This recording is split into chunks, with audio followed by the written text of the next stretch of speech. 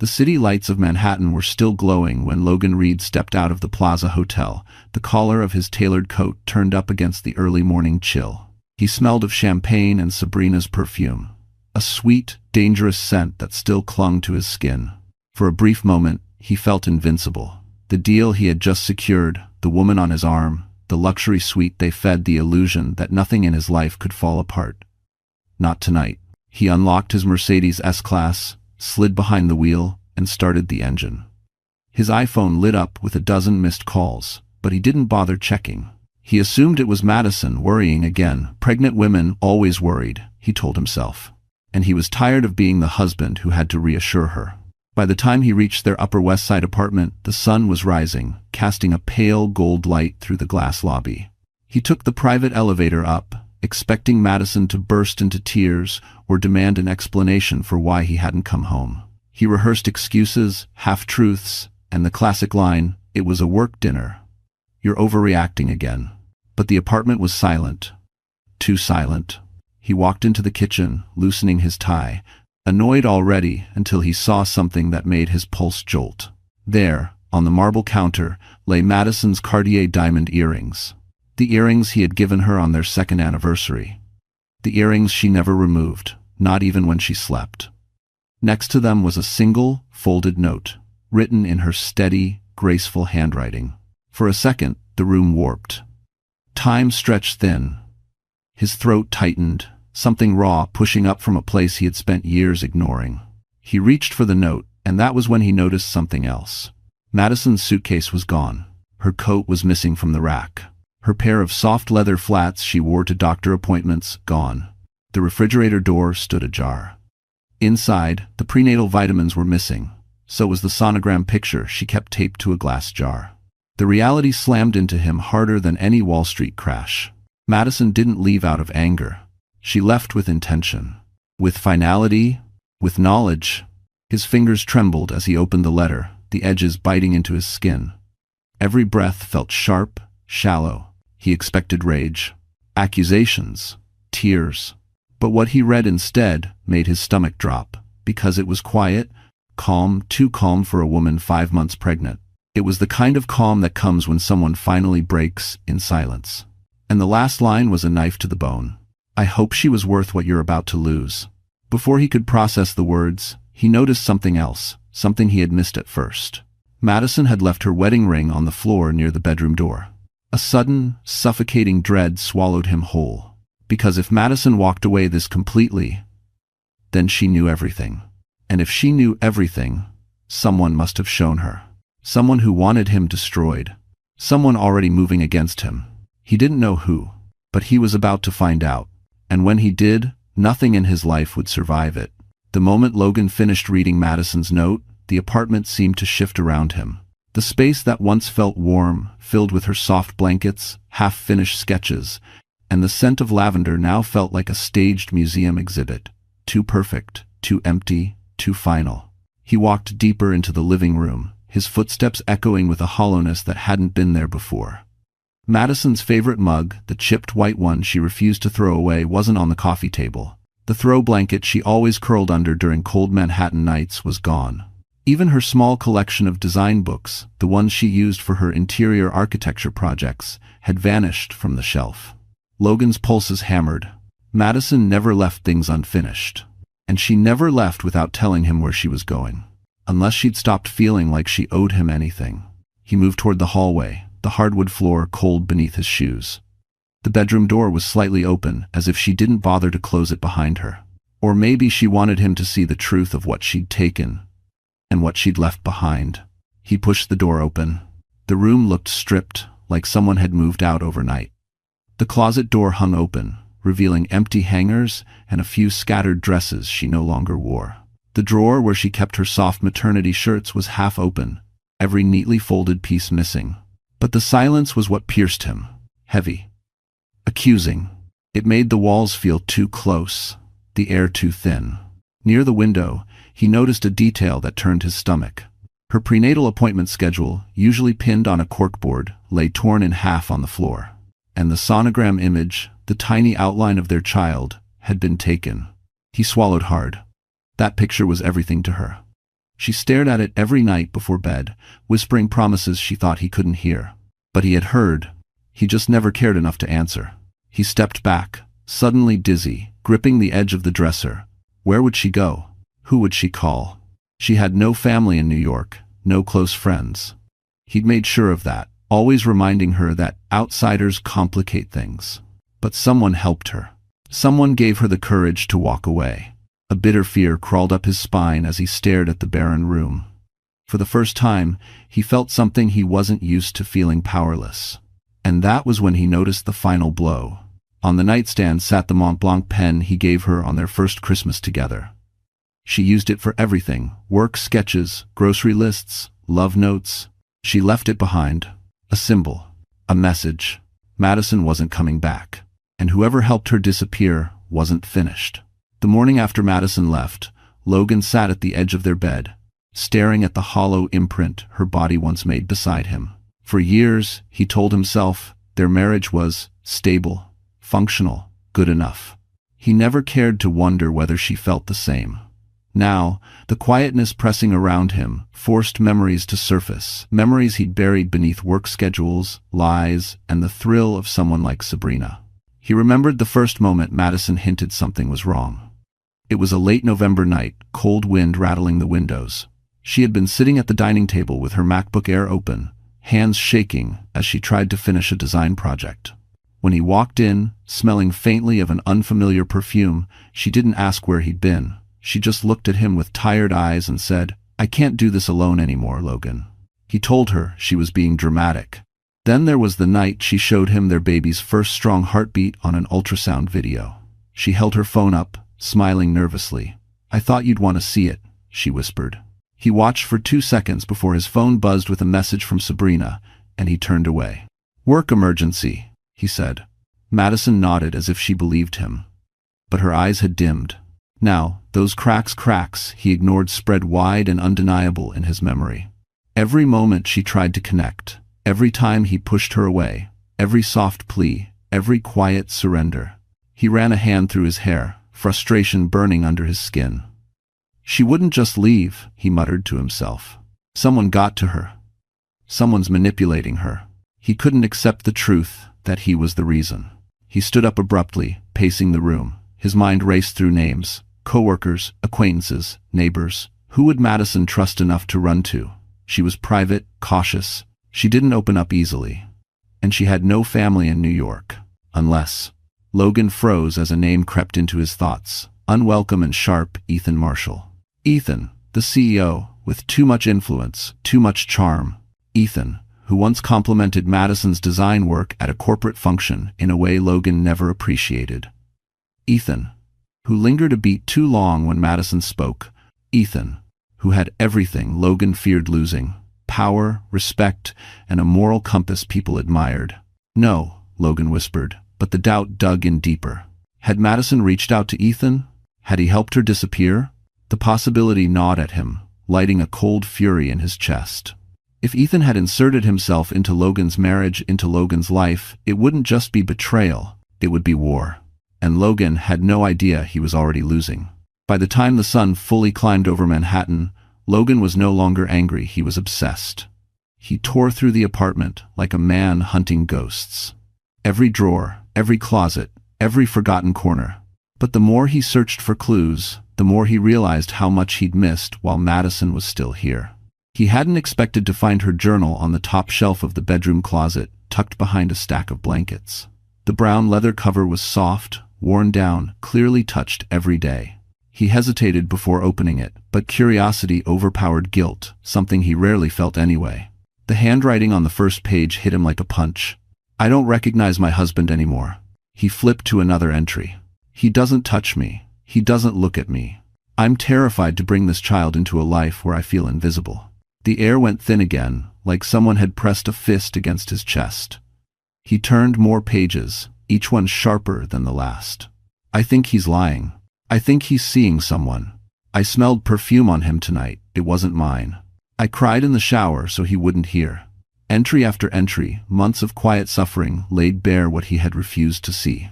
But one message stood out, circled 3 times. "Why is Sabrina calling him this late? The date was from 2 months ago. His stomach churned. She had known, or at least suspected, long before the night she left. And she wrote something even more damning a few pages later. I tried calling Ethan for advice. He didn't pick up, but his assistant said he'd return my message. Logan froze. Ethan. Again.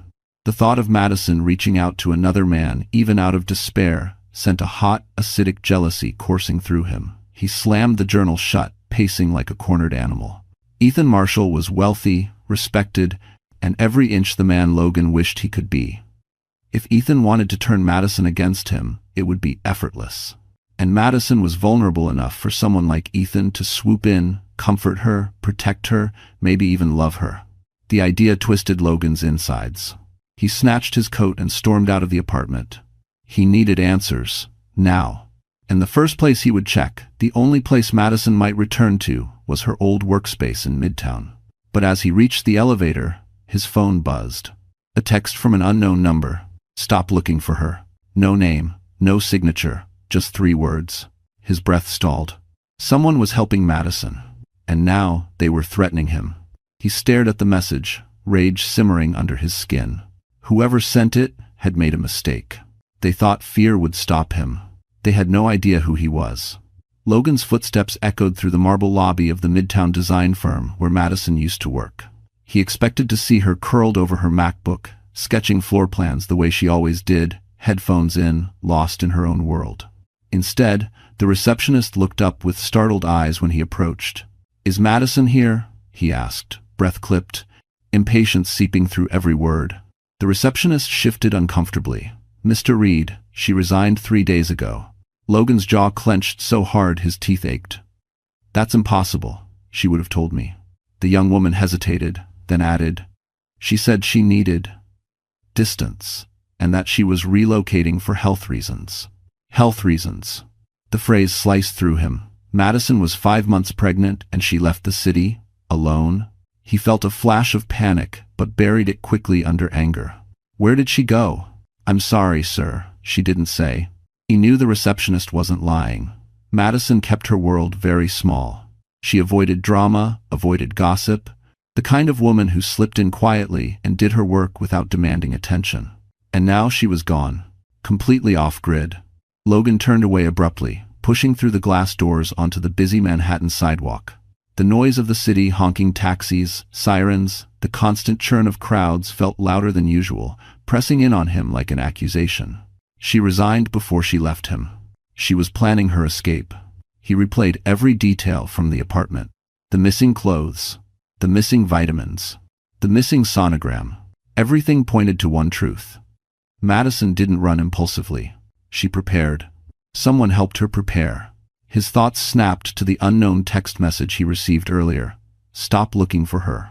A warning, a threat, a promise.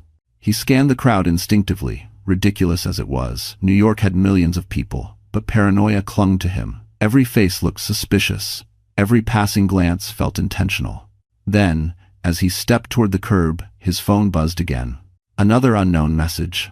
You only made things worse for her. Walk away. He froze. The words made his skin crawl. Someone was watching him. He glanced up at the surrounding buildings, glass towers, reflecting the morning sun. Any of those windows could hide eyes trained on him. A camera, a witness, a threat.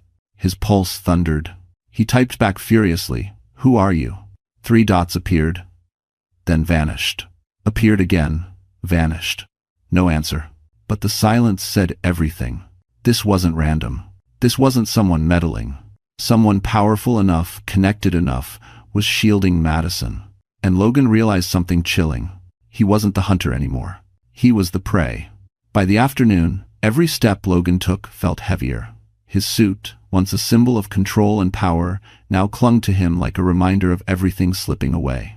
He returned to the apartment, hoping irrationally that Madison would be there, sitting on the couch with a warm blanket over her legs, waiting to talk things through like she always did. But hope died the moment he opened the door. Silence again. Too loud. Too clear. He slammed the door hard enough for the echo to rattle across the empty hallway. His chest tightened as he walked toward the living room.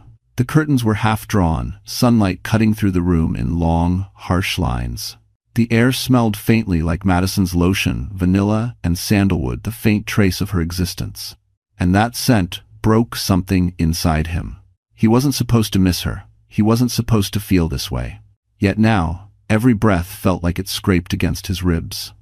He crushed his hand into his hair and sank into the leather sofa, elbows on his knees, fighting the pressure building behind his eyes.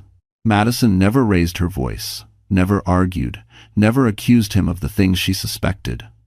She swallowed her pain until it became part of her quiet routine. And he mistook that silence for loyalty. He mistook it for permission. A tremor rippled through him. "Where are you?" he muttered into the empty room. "Madison, where the hell are you?" His phone buzzed. For a split second, he prayed it was her. But it wasn't. It was Sabrina. "Call me back, as soon as possible. We have a problem." He stared at the screen, disgust curling in his stomach. The last person he wanted to hear from. Just seeing her name felt like a stain on his conscience. He declined the call. 3 seconds later, she tried again.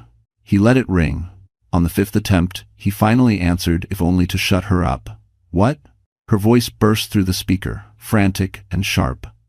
"Logan, something's happening at the company. People are talking. They said someone reported your financial discrepancies." His blood ran cold. "What discrepancies?" She hesitated. "The offshore accounts, the shifted numbers. Someone sent the board copies of your statements." His breath caught. Only 2 people knew about his offshore accounts. Him, and the person who threatened him earlier. A fresh wave of dread washed over him. Was Madison behind this? No, she didn't know the extent of his secrets. Could she? "Logan," Sabrina whispered, "someone is coming for you." He hung up before she could say more. His hands shook as he set the phone down. The apartment felt smaller, darker, suffocating. Someone wasn't just protecting Madison. Someone was dismantling him piece by piece. And for the first time in his life, he didn't know how to stop it. Madison sat in the passenger seat of a sleek black SUV, fingers trembling slightly as she held a warm Starbucks cup between her palms. She stared out the window at the passing city streets, streets she once walked every morning on her way to work, streets that now felt like memories she wasn't ready to revisit. Her breathing was shallow, but steady. She was safe. For the first time in months, she felt a fragile sense of safety. "Drink," the man beside her said gently. His voice was calm, smooth, deliberate. She nodded and lifted the cup. Ethan Marshall watched her with careful eyes, not intrusive, but protective. He kept both hands on the steering wheel, posture relaxed, as though chauffeuring a woman who hadn't fled her marriage overnight with nothing but a suitcase and a sonogram photo. "Are you in pain?" he asked, glancing at her stomach. Concern flickered in his tone. She shook her head. "Just overwhelmed." Ethan breathed slowly. "You did the right thing, Madison." Her throat tightened. "It doesn't feel like it. You left a man who was hurting you. And hurting your child." His jaw tightened, not in anger at her, but at everything she had silently endured. Madison looked down at her hands. "I don't want trouble. I just needed to disappear." Ethan exhaled a soft, ironic laugh. "Then you came to the wrong person. If you don't other..." She glanced up, startled, but he wasn't joking. Not completely. Ethan Marshall wasn't just powerful, he was connected. The kind of man who had eyes everywhere, from Wall Street boardrooms to luxury hotel lobbies to private security firms. If someone wanted someone found, protected, or erased, Ethan could make it happen with a single call. But he had chosen to protect her, and Logan knew it. Madison didn't know about the text messages. She didn't know Ethan had been watching Logan's spiral all morning. She didn't know he'd intercepted a conversation at Sterling and Holt, revealing the depth of Logan's financial crimes. But Ethan knew. And Ethan acted. He parked the car in front of a discreet residential building in Brooklyn, a place she'd never been, a place Logan would never think to look. A private property owned under an LLC with no traceable ties to Ethan's name. "Come on," he said softly. "You can rest here. Thank you for watching." Madison hesitated. "Why are you helping me?" Ethan didn't answer immediately. Instead, he opened her door and offered his hand. His expression was steady, unreadable, but there was something gentle beneath the surface. "Because someone should have helped you a long time ago." Her breath hitched. He continued, voice lower now. "Because you deserve better than the life he gave you." Her chest tightened. And because, he added quietly, Logan Reed has hurt a lot of people. Protecting you is just the beginning. Madison's heart pounded. She suddenly understood something she hadn't dared consider. This wasn't just escape. This was the opening move of a much bigger game. And Ethan Marshall wasn't playing to lose. The apartment Ethan brought Madison to didn't look like a typical safe house. There were no metal doors, no security cameras glaring from corners, no cold, empty rooms that echoed with fear. Instead, the place was warm, sunlit, and surprisingly lived in. Soft beige couches, stacks of architecture magazines, a faint scent of cedar, and something clean, maybe laundry soap or aftershave. It felt like somewhere a person could breathe again. "This is yours, as long as you need it," Ethan said, placing her small suitcase by the door. Madison blinked, unsure. "This seems too much." He shook his head. "It's not. Trust me." And ho. She stepped farther inside, her hand instinctively resting over her stomach. The baby fluttered, a small reminder of the life she was trying desperately to protect. For a moment, her eyes watered. She'd spent weeks numbing herself to survive Logan's indifference, the lonely nights, the suspicion, the lies. And now, in this quiet space, the emotions she'd been burying cracked through. Ethan noticed. He didn't touch her. He didn't crowd her. He simply stood nearby with a presence that steadied the room.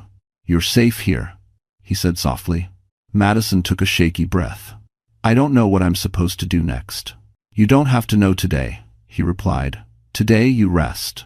She sank onto the couch, her fingers brushing a throw pillow embroidered with geometric patterns. She recognized the design instantly. It was from a boutique she loved downtown. Ethan must have remembered. The thought made her chest tighten again in a way she didn't understand. But before she could dwell on it, Ethan's phone vibrated. He stepped away to answer, voice lowering. Madison didn't mean to listen, but the words slipped through the quiet.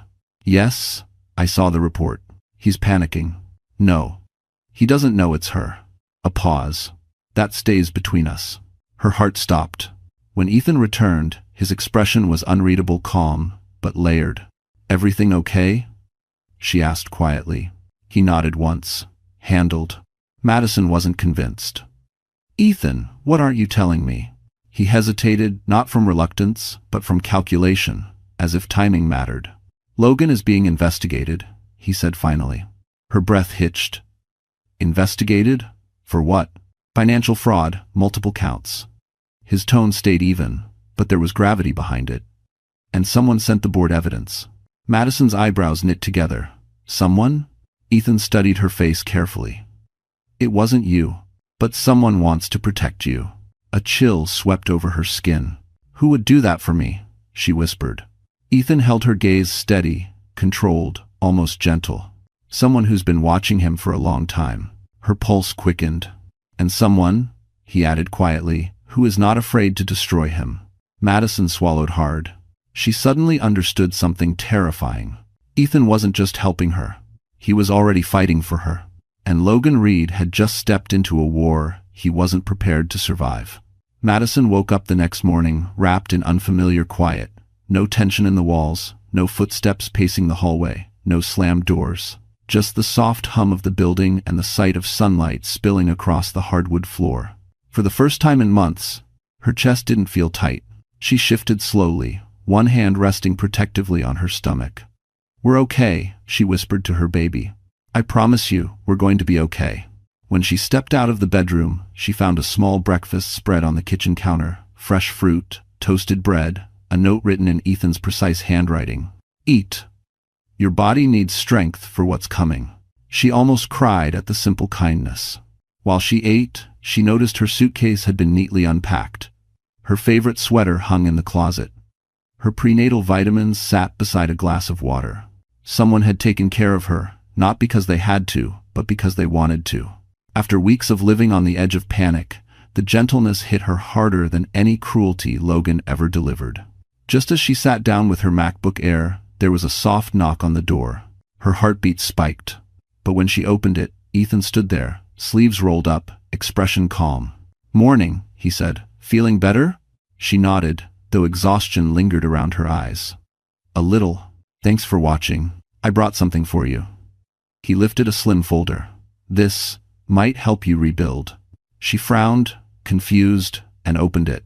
Inside were architectural renderings hers. Sketches from 2 years ago when she briefly considered applying to a competitive interior design program but never followed through. Logan convinced her it was a waste of time. A hobby. Something she should forget. "How did you get these?" she whispered. "You showed them to me once," Ethan said. "Do you remember?" "At that charity event." She blinked. "I thought you forgot." "I don't forget brilliance." Her cheeks warmed. No one, not a single person, had ever spoken about her work like that. Ethan continued, "I have a project I want you on. A real one. Paid. High profile. You'd be a design consultant." Madison's breath caught. "Ethan, I can't. I'm pregnant. I'm dealing with." "You're talented," he interrupted softly. "Pregnancy doesn't erase that. Logan doesn't erase that. Nothing erases that." Tears pricked her eyes. Ethan stepped back slightly, not wanting to pressure her, but his voice remained earnest. "I'm offering you a beginning. Not because you're broken, Madison, but because you're capable." Madison looked down at the renderings, the potential of a future she'd given up on flickering to life again. For the first time since leaving Logan, she felt something powerful stir inside her. Not fear, not uncertainty, but possibility. She set a hand over her belly. "We're going to build our life back," she whispered softly. And somewhere deep down, she knew this wasn't just a comeback. It was the start of her becoming someone Logan could never control again. Someone unstoppable. Logan Reed wasn't a man who panicked. At least, he never thought he was. But by the time he stormed into his office at Sterling and Holt, panic had already crawled its way through his bloodstream. His staff stepped aside as he passed, their whispers following him like shadows. He slammed his office door shut and locked it. The moment he turned around, the truth hit him like a hammer. His desk was different. Files that were once neatly stacked were now scattered. A drawer he always kept locked hung slightly open. Someone had been here. He rushed to the drawer and yanked it open completely. Empty. The external hard drive he always kept hidden, the one containing 5 years of cooked numbers, offshore account trails, and falsified reports, was gone. His heart crashed into his throat. No, no, no, no. He tore through the other drawers, desperate, sweating, as if he could will the hard drive back into existence. Papers flew across the room. A framed photo of him and Madison hit the floor with a crack, but nothing mattered. The evidence he'd spent years building his career on, the evidence that could bury him, was gone. Someone had taken it. Someone who knew where to look. Someone who knew what it meant. His phone rang. He didn't recognize the number, but answered anyway. "Logan Reed?"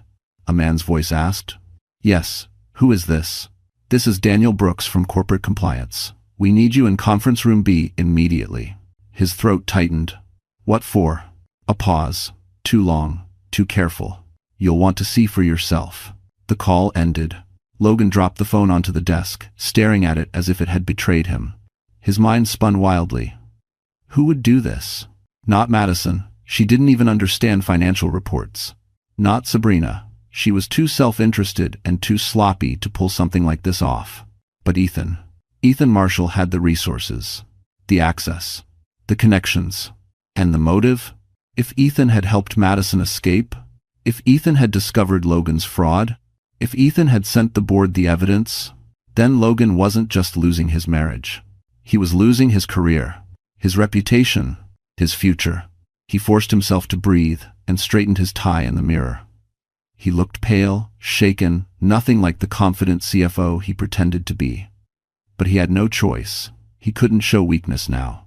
He unlocked the door and walked toward the conference room. Each step echoed louder than the last. Employees who once smiled at him now avoided his eyes.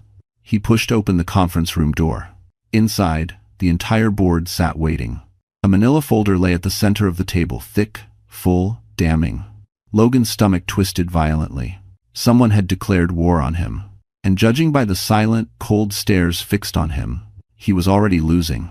The room was too quiet, too still, too coordinated for this to be anything less than a planned ambush. Logan stepped inside, forcing his expression into something neutral. But his palms were already sweating, and his heartbeat drummed loud enough to drown out every rational thought. The board members sat stiffly in their leather chairs, faces stone cold. At the head of the table was Chairman Whitaker, Stern, humorless, a man who did not call meetings lightly. "Mr. Reed," Whitaker said, his voice cutting through the silence like a blade, "please sit. If you doesn't too highs." Logan obeyed, lowering himself into the only empty seat. His throat felt raw, dry. He could sense the hostility, the discomfort, the anticipation in the air. Everyone knew something he didn't. Or rather, something he had hoped no one ever would. Whitaker opened the manila folder. "We received an anonymous packet this morning." Anonymous. Of course it was. Whitaker continued, sliding several sheets across the table toward Logan. Bank statements. Transfers to offshore accounts. Altered quarterly reports. Unauthorized bonuses. Logan's stomach dropped so hard he felt sick. "These documents," Whitaker said, "indicate years of deliberate manipulation." Logan tried to steady his voice. "This is fabricated. Someone is setting me up." Whitaker's eyebrows lifted. "Is that your official statement?" Logan hesitated. Too long, too visible. A woman from the board leaned forward. "The documents match internal records we cross-checked minutes ago. Whoever sent this had access to precise data. Access that only an executive-level employee would possess," another added. Logan's mouth went dry. He finally forced out, "I want to speak with legal." "You will," Whitaker said, "after we finish." The next page was pushed toward him. A photocopy of his signature. On a transfer he never wanted anyone to see. His pulse spiked. "Where did you get this?" Whitaker didn't blink. "Same anonymous source." "I am." A cold sweat trickled down Logan's spine. He could feel the walls closing in. His career, the thing he had sacrificed everything for, was slipping through his fingers. A man at the far end of the table spoke quietly. 2 hours ago, Sterling and Holt received an inquiry from the Federal Bureau of Investigation. Logan's vision blurred. "The FBI." "Why?" he croaked. "For you, Mr. Reed." The board member tapped the folder. "Financial crimes. Tax evasion. Possible embezzlement. 2,000 on it." His body went numb. Whitaker closed the folder with finality. "Effective immediately, you are suspended pending investigation. Security will escort you to gather your belongings." The room spun. Logan gripped the table to stay upright. This wasn't a warning. This wasn't a scare tactic. This was a dismantling. And someone had orchestrated it perfectly. As he stood on shaking legs, security approached him from behind. 2 officers, professional, expressionless. The humiliation hit him like fire. He scanned the faces of the board, desperate for any sign of mercy. But all he saw was relief. And then one horrifying thought pierced through his panic. If someone could destroy his career this easily, what else could they take? Madison tried to sleep that night, but her body wouldn't let her. Every time she closed her eyes, she saw Logan shouting, Logan denying, Logan gaslighting her into believing her own loneliness was somehow her fault. Hours passed in silence, the Brooklyn apartment dark except for a sliver of city light sneaking through the blinds. She lay still, one hand over her stomach, feeling a dull ache she couldn't ignore anymore. At around 3 a.m., she sat up abruptly. A sharp pain shot through her lower abdomen, stealing her breath. Panic rose in her throat. This wasn't normal. She pressed a hand against the wall to steady herself, sweat forming at her temples. "Not now," she whispered. "Please, not now." Asphyxiation. Her vision wavered. She reached for her phone on the nightstand, but her fingers fumbled, knocking it to the floor. The sound echoed through the quiet apartment. She tried again, crouching slowly, but another pain stabbed through her sharper this time. Tears blurred her eyes. "Ethan," she whispered, even though he was still asleep in the guest room down the hall. She forced herself up, gripping the dresser for balance. Every step felt like her body was tearing open from the inside. She finally managed to push the door open. "Ethan." Her voice cracked. "Help." His door opened instantly, as if he'd been awake the entire night. He crossed the hallway in 2 long strides and caught her just before her knees gave out. "What's happening?" he asked, his voice low but urgent. I don't know," she gasped. "It hurts. Something's wrong." He didn't waste another second. He lifted her gently into his arms, the way someone lifts something fragile and irreplaceable, and carried her toward the elevator. "Stay with me, Madison," he said firmly. "Look at me. Breathe." She squeezed his hand, fighting the darkness, pressing into the edges of her vision. "Don't let me lose my baby." You won't, Ethan said, determination sharp in his voice. I swear to you, you won't. The SUV ride to Mount Sinai Hospital blurred together, streetlights streaking through windows. Her soft, broken breaths, Ethan's palms steady against her back. He held her the entire way, whispering things she couldn't fully hear but somehow felt. At the emergency entrance, medical staff rushed toward them. Ethan stayed at her side until the doors swung shut and the nurses guided him back. He stood there, fists clenched, chest heaving. He wasn't afraid of Logan, or the boardrooms, or the financial war unfolding. But this, Madison, hurting, was the first thing that truly terrified him. He wouldn't let anything happen to her. Or the baby. Not now. Not ever. Ethan spent the next 3 hours pacing the cold hospital hallway, wearing grooves into the sterile white floor. Every passing nurse, every distant beeping monitor, every muffled cry from another room twisted deeper into his nerves. He'd handled boardroom battles, billion-dollar negotiations, hostile takeovers, but nothing compared to the fear gripping him now. Because none of those things involved Madison. When the doctor finally emerged, Ethan stood so quickly, the chair behind him scraped the wall. She's stable, the doctor said. She experienced severe stress-induced contractions. The baby's heartbeat dropped for a moment, but everything is steady now. Ethan let out a breath he didn't know he was holding. She needs rest. And I mean real rest, the doctor continued. You can see her, but don't let anything upset her. She's emotionally vulnerable, and her condition will worsen if she's put through more distress. Distress. The doctor didn't know how layered that word really was. When Ethan stepped into Madison's room, she looked impossibly small under the hospital blankets. Her face was pale, lips slightly parted, hair messy against the pillow. He approached softly, pulling the chair closer. Her eyes fluttered open. You stayed. Of course I stayed, he whispered. Madison swallowed, her voice trembling. Is the baby? He's okay, Ethan said immediately. You both are. Tears filled her eyes. She covered her mouth with one hand, shaking. Ethan reached out instinctively, placing a steady hand on her forearm not to control her, but to anchor her. You scared me, he admitted, voice low. You really scared me. I didn't want to call Logan, she whispered. I didn't want him to know. I didn't want him to use this against me. Ethan leaned in, his gaze steady. He won't touch you. He won't touch your child. Not while I'm here. He didn't say it like a threat. He said it like a vow. Madison wiped her eyes, her breaths uneven. Ethan, I don't want you dragged into this. You've already done too much. Too much? He almost laughed. Madison, I haven't done nearly enough. Her lips parted slightly, startled. Before she could respond, Ethan continued, voice lower, sharper. Logan's suspension became public this afternoon. The board leaked it.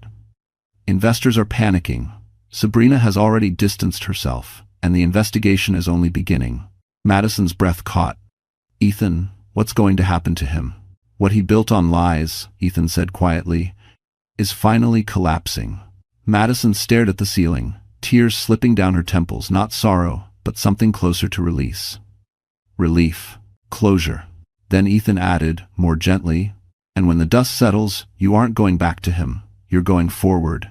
With protection, with dignity. He hesitated. With choice. Madison closed her eyes, overwhelmed. For the first time in years, someone was fighting for her without wanting anything in return. And somewhere deep inside, hope, small, fragile, but real, began to grow. 2 weeks after Madison's health scare, she stepped out of Ethan's car in front of a towering glass building overlooking the Manhattan skyline.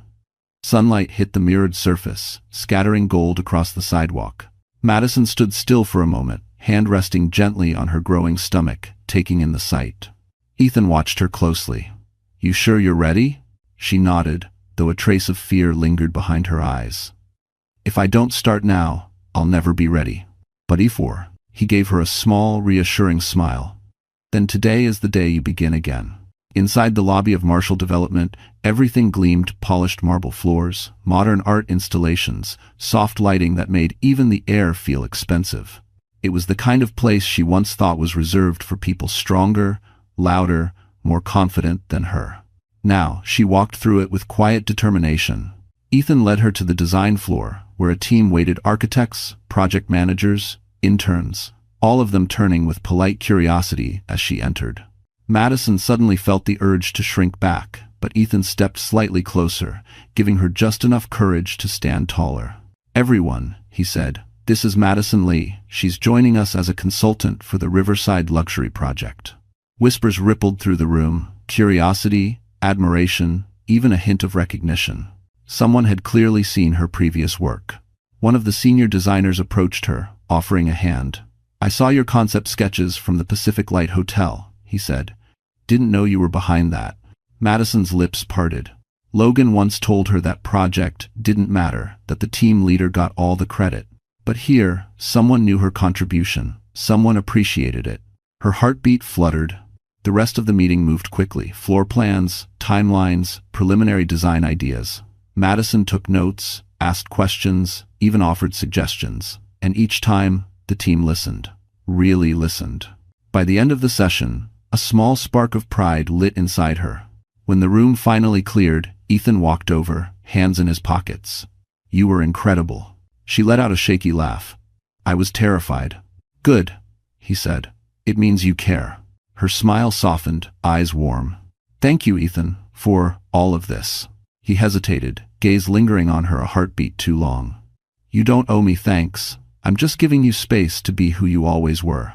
She swallowed hard, emotion catching in her throat. They stepped into the hallway, and Madison paused before the panoramic window overlooking Central Park. The sky stretched wide, open, full of possibility. For the first time in years, she felt like the city wasn't suffocating her. It was welcoming her back. But far across town, in a cramped office filled with chaos and accusations, Logan Reed was watching news alerts that spelled the beginning of his downfall. Madison didn't know it yet, but her return to Manhattan wasn't just a comeback. It was the beginning of his end. The moment Logan returned to his penthouse that evening, he knew Sabrina was inside. Her perfume, sharp, sugary, expensive, hung in the air like a poison he could no longer ignore. She appeared from the kitchen, holding a glass of white wine, leaning casually against the marble counter as if she owned the place. "You're home late," she purred. "Rough day at work?" Logan shot her a glare that could have cracked glass. "You need to leave." Sabrina lifted an eyebrow. "Excuse me? I don't have time for your games," he snapped. "Everything is falling apart. I'm being investigated. The board suspended me. And you." "Oh, sweetie," she interrupted, stepping closer. "You think this is about me?" There was something different in her tone, colder, sharper, calculated. She wasn't the same Sabrina who clung to him at the Plaza Hotel. This Sabrina was dangerous. And she was enjoying herself. "I warned you," she said, swirling her wine. "I told you someone was watching you, but you were too arrogant to listen." Logan clenched his fists. "What do you know?" Sabrina smirked. "More than you think. Xperi." She set her glass down and pulled her phone from her purse. Logan's chest tightened as she tapped the screen and held it up for him. A photo filled the display. Madison, leaving a clinic, escorted by Ethan Marshall. "What the hell is this?" Logan barked. Sabrina shrugged. "Proof. She's not alone. She hasn't been alone for a long time." A cold fury ignited in Logan's gut. "Are you telling me Madison and Ethan?" "Oh, please," Sabrina scoffed. "Don't pretend you suddenly care who she's with. You didn't care when she was crying herself to sleep, did you?" Her words sliced him open. "Look," she continued, "I'll be honest with you. I didn't plan to get dragged into your meltdown. I thought this would be fun. But when the FBI started poking around, I realized being close to you is hazardous." She zipped up her purse. "So I'm jumping ship, and I'm taking my own deal." "What deal?" Logan growled. Sabrina paused at the door, turning back with a wicked, satisfied smile. "Logan, darling, I'm the one who leaked your documents." His blood ran ice cold. "You what?" "I sent everything to the board," she said smoothly. "And the FBI. And a few reporters. Turns out, men who cheat on their pregnant wives are predictable. I knew you'd implode sooner or later. I just accelerated the process." "This stallery." Logan lunged toward her, but she stepped back, laughing. "Touch me," she warned, "and the next thing I leak will finish you completely." She slipped into the elevator, the doors gliding shut with a soft chime. For a long moment, Logan couldn't move. Sabrina. The woman he destroyed his marriage for. The woman he trusted, with secrets Madison never knew. She had been playing him from the beginning. And now, with his career, reputation, and freedom slipping through his hands, Logan finally understood the truth. He hadn't lost Madison. He had thrown her away for someone who had just buried him alive.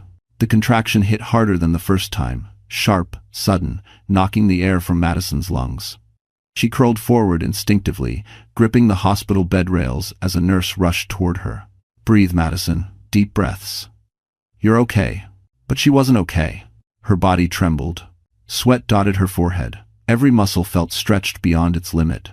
She knew pregnancy came with risks, but she never imagined she'd face labor this early, alone except for a man who wasn't the father of her child, yet somehow felt more present than the husband she had lived with for years. Another contraction ripped through her. She choked back a cry. Ethan appeared in the doorway at the same moment, his expression turning to pure fear when he saw her doubled over. "What's happening?" he demanded, stepping forward. "She's going into preterm labor," the nurse replied swiftly. "We're trying to slow it down, but her body's under extreme stress." Madison squeezed her eyes shut, tears slipping down her cheeks. "Ethan, I can't. I'm scared." He moved to her side instantly, grabbing her hand as if grounding her to the earth. "Look at me. You're not alone. I'm right here." Her grip tightened around his fingers. For months, she had been shrinking emotionally, physically under Logan's neglect. But here, with pain racking her body, she realized she wasn't shrinking anymore. She was fighting. The doctor entered, voice calm but firm. "Madison, your baby's in distress. We need to prepare for the possibility of delivering tonight." Her blood ran cold. "But it's too early. We'll do everything to manage it," the doctor reassured. "But we need your consent to proceed if it becomes necessary." "If experience." Madison's breath faltered. She looked at Ethan, confused, terrified, desperate for something solid. "Madison," he said softly, "trust them. Trust yourself. You've made it this far." She nodded weakly. As nurses adjusted monitors, the doctor stepped out to prepare a surgical team. For a brief, fragile moment, the room quieted, just Madison's shaking breaths and Ethan's steady presence beside her. "I'm sorry," she whispered suddenly. Ethan frowned. "For what?" "For dragging you into my mess. For putting you through this. You shouldn't be here." He shook his head. "Madison, don't say that. I'm here because I want to be." Her eyes filled again. "You don't owe me anything." He leaned in, brushing her damp hair from her forehead with a gentleness that made her throat close. "I don't stay because I owe you. I stay because you matter." She broke then quietly, painfully, because no one had said words like that to her in years. Before she could respond, her body tensed again. Another contraction, stronger. Her breath hitched. Machines beeped faster. The nurse rushed back in. Heart rate dropping. Ethan moved closer, voice steady even as fear flashed behind his eyes. "Madison, stay with me. Keep breathing, I've got you." And as the world blurred into lights and pain and hurried footsteps, Madison held onto the only truth she had left. She wasn't fighting for her child alone. Not anymore. Logan had hit rock bottom before, but nothing compared to the silence of his penthouse after Sabrina's betrayal. He'd paced for hours, replaying every mistake, every lie, every warning sign he ignored. Rage pulsed under his skin, but beneath it was something far more primitive. Fear. Fear of losing everything. Fear of being alone. Fear of facing consequences he thought he was too smart to ever face. But there was one thing he still believed he had a right to. His child. Madison may have left him. She may have run to Ethan. She may have turned his life inside out, but the baby was still his. His family. His bloodline. His last shred of control. So when he finally learned through a panicked call from one of Madison's old coworkers that she had been rushed to the hospital, Logan didn't think how. He drove. Fast. Dangerously fast. By the time he burst through the doors of Mount Sinai Hospital, his breath was shallow and his hair disheveled, nothing like the polished CFO who once strutted through Manhattan as if he owned it. He scanned the lobby with wild eyes. "I'm looking for Madison Reed," he barked at the first nurse he saw. "She's pregnant. She was brought in earlier." The nurse stiffened. "Sir, only approved visitors." "I'm her husband," he cut in sharply. Another nurse approached, whispering something low enough that Logan couldn't hear. The first nurse's expression tightened. "I'm sorry, Mr. Reed," she said, her tone suddenly guarded. You're not on the visitor list. Logan blinked, stunned. What do you mean I'm not on the list? She's my wife. Before the nurse could respond, a voice echoed from behind him. She requested one person. Logan spun around. Ethan stood there, calm, collected, in control. He wore no suit jacket, sleeves rolled to the elbow, but he seemed taller, like the entire hospital took a breath when he appeared. Where is she? Logan demanded. Not your concern, Ethan replied, voice low but razor sharp. Logan's fists curled. She's carrying my child. She's carrying a child you neglected, Ethan shot back. A child she nearly lost because of the stress you caused. Logan's face drained of color. Ethan stepped closer. Not threatening, just impossibly steady. You don't get to barge in now. Not after everything. Logan's rage cracked. Desperation poured out. Ethan, I just need to see her, please. I didn't know she was this bad. I didn't know she'd left because... He stopped himself, realizing the truth burned too much to say aloud.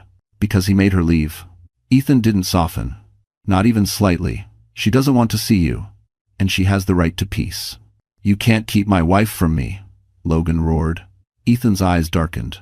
She's not your wife anymore. Silence cut through the hallway. And Logan finally understood. He didn't just lose his marriage. He lost the right to be part of her story. A story now being rewritten without him. 3 weeks later, Manhattan dressed itself in gold. The annual Sterling and Holt Charity Gala, the event Logan, once dominated with confidence and charm, now prepared to unfold without him. Investors, executives, and high society donors filled the grand ballroom of the Ritz-Carlton, champagne glasses reflecting glittering chandeliers overhead. Soft jazz floated through the air.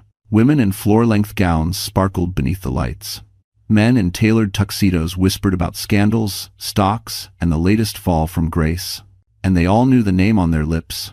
Logan Reed. He had become Manhattan's favorite cautionary tale. Outside the ballroom, a sleek black car pulled up. The valet opened the door, and Madison stepped out slowly, her hand resting on her baby bump. She wore a simple ivory dress, no sequins, no diamonds, but the room seemed to shift when she walked in. Strength radiated from her in a way no designer gown could fabricate. Ethan was beside her. Black tuxedo. Controlled aura. Eyes sharp. He didn't walk in front of her. He didn't walk behind her. He walked with her. For the first time in her life, she didn't feel like someone's shadow. Heads turned instantly. Is that Madison Reed? I thought she left the city. Who's the man with her? Oh my God, is that Ethan Marshall? Whispers surged like a current. Madison felt her breath tighten. Ethan leaned closer. If you feel overwhelmed, we can leave. She shook her head. No. I need to be here. This was the night she reclaimed her narrative. Halfway across the ballroom, the room's energy shifted again, this time with discomfort. Logan had arrived. Not invited, not welcomed, but desperate enough to ignore both. He looked different now, pale, thinner, eyes hollow from weeks of investigations and public humiliation. Conversations stilled. People stepped aside as if he carried something contagious. His gaze locked on Madison. Her breath caught. Not in fear this time, just exhaustion at the ghost of who he once was. He moved toward her, chest rising and falling in short bursts. Madison, please, I need to talk to you. Aspiration. Ethan stepped between them instantly, posture unshakable. You don't get to approach her. This is my wife, Logan snapped. Madison's voice cut through with quiet finality. I'm not your wife anymore. The ballroom froze. Logan's face crumpled, but before he could speak, microphones clicked on. Chairman Whitaker stepped onto the stage. Ladies and gentlemen, he announced, before we begin, we must address the criminal findings regarding former CFO Logan Reed. A collective gasp. Security moved toward Logan. He backed away, humiliation flooding his face, eyes darting between Madison and Ethan. Whitaker continued, we thank Madison Lay for her cooperation and the documents she unknowingly helped us recover. Logan spun toward her, betrayal slicing him open. You gave them? Madison stepped forward, voice steady. I didn't leak your files, Logan, but I'm not sorry someone finally did. Security placed a hand on Logan's shoulder. He didn't fight. He just stared at Madison with a realization that broke him completely. She wasn't afraid of him anymore. And Manhattan wasn't his kingdom to rule. Not tonight. Not ever again. Logan had always imagined himself untouchable, a man too powerful, too respected, too indispensable to ever fall from grace. But as security escorted him out of the ballroom, humiliation dripping from him like oil, he finally understood the truth. He wasn't untouchable. He was disposable. And Madison watched him go with a stillness that wasn't cruel. It was closure, the kind she had waited years for. As the ballroom doors closed behind him, a wave of whispers swept through the crowd. Is that really it for him? Fraud? Embezzlement? Poor Madison. But she looks incredible tonight. She's better off without him. For once, the story wasn't twisted to make her the villain. For once, the world saw the truth. Ethan gently touched her elbow. You okay? She exhaled slowly, shoulders relaxing. For the first time, yes. But the night wasn't finished. Chairman Whitaker returned to the microphone. And now, he announced, a special acknowledgement. Our Riverside project has exceeded expectations, and we would like to recognize the consultant responsible for the design transformation. Madison blinked, confused, until she heard her name. Madison Lay. The audience erupted into applause. Real applause, genuine, admiring. She felt her throat tighten as Ethan guided her toward the stage. Go, he whispered. You earned this. She stepped into the lights, soft, golden, warm, the kind of light she used to dream of standing under, the kind of light she once believed she didn't deserve. Whitaker shook her hand. Your vision is exceptional, Miss Lee. We're lucky to have you. Madison smiled small at first, then fuller as the applause continued. The woman who once hid behind her husband was now being applauded without him. Across the room, Sabrina watched with narrowed eyes, clutching a champagne glass like it owed her something. She approached as Madison stepped off the stage, her heels clicking like tiny threats. Well, Sabrina said, forcing a smile, I guess congratulations are in order. Madison didn't flinch. You're leaving the city soon, I heard. Sabrina stiffened. Madison continued softly, smart choice. Manhattan remembers everything. Before Sabrina could respond, Ethan stepped beside Madison, casual but unmistakably protective. Sabrina's expression shifted resentment, guilt, envy, all twisting at once. You two look cozy, Sabrina sneered. Madison met her gaze calmly. We're not hiding. That's the difference. Sabrina's jaw clenched. She turned sharply and walked away, her figure swallowed by the crowd, no longer the seductress in control, but a woman who had burned her last bridge. Madison exhaled deeply. Ethan looked at her, pride shining in his eyes. You handled that flawlessly. I just spoke the truth, she said softly. And that, Ethan replied, is exactly why you're winning. Madison felt something inside her shift. Something final. Something freeing. Tonight, Logan lost everything. Tonight, Sabrina faded into irrelevance. And tonight, Madison stepped fully into the life that had always belonged to her. Spring settled over New York like a soft promise, warm breezes weaving through budding trees, sunlight slipping between skyscrapers, the city humming with new beginnings. Madison stood on the rooftop terrace of the Riverside project, the very project she helped bring to life, watching the Hudson River shimmer in the late afternoon glow. Her baby boy slept peacefully in her arms, small fingers curled against her chest. She kissed the top of his tiny head. We made it, she whispered. Everything felt different now, not perfect, not easy, but peaceful. Something she had never experienced in her old life. Behind her, footsteps approached, slow, familiar. She didn't turn immediately, she didn't need to. Ethan stepped beside her, coat unbuttoned, sleeves rolled back, the wind teasing strands of his hair. He's beautiful, he said softly. Madison smiled. He looks like my dad. Then he's lucky, Ethan replied. For a while, they simply stood there, watching the sun melt into the horizon. No rush, no fear, no shadows from the past clawing at her heels. Just presence, quiet and steady. Ethan finally spoke again, voice gentle. You know, you've built something remarkable, not just here, he nodded toward the skyline, but in your life. Madison exhaled slowly. I didn't do it alone. No, Ethan agreed, but you were the one who chose to stand back up. A gust of wind brushed past them. Madison tucked the blanket around her son, then looked up at Ethan with something soft and steady in her eyes. I used to think strength meant staying, she whispered. Now I know strength was leaving. "And you left with grace," he said. "That's rare." Madison swallowed, emotion rising. "Ethan, everything you've done helping me, protecting me, fighting for me, I don't know how to repay that." He shook his head. "You don't owe me anything." But then, his voice softened. "Still, I'd like to ask you something." Her heart fluttered, not with fear this time, but with anticipation. Ethan reached into his coat pocket, not for a ring box, nothing showy, nothing grand. Just a simple silver band, elegant and understated. Something that matched the woman she had rediscovered. "I'm not asking you to rush," he said quietly. "I'm not asking you to forget what happened. I'm asking if, when you're ready, you'd let me be part of your life." And his? Stain. Madison felt tears prick her eyes. Not the tears of heartbreak. The tears of finally arriving somewhere safe. She placed her hand over his. "You already are," she whispered. Ethan's eyes softened in a way she had never seen. In that moment, surrounded by the city that once swallowed her whole, Madison realized something powerful. She didn't just survive. She won. Logan faced criminal charges. Sabrina disappeared from Manhattan's social circle. And Madison, once invisible in her own marriage, now stood in the light, loved, respected, and free. Ethan gently wrapped his arm around her, pulling her close as the sun dipped below the skyline. A new family.